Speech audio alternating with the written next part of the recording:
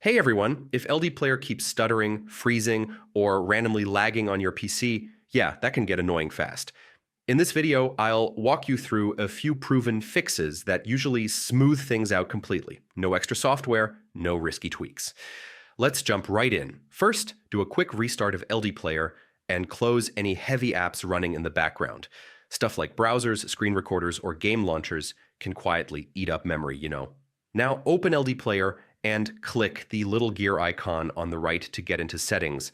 Under the Advanced or Performance section, increase CPU cores and memory. Set CPU to at least 2 cores or 4 if your PC supports it.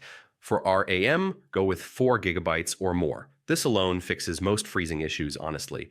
Next, switch the graphics mode. If it's on OpenGL, try DirectX. If it's already on DirectX, switch back to OpenGL.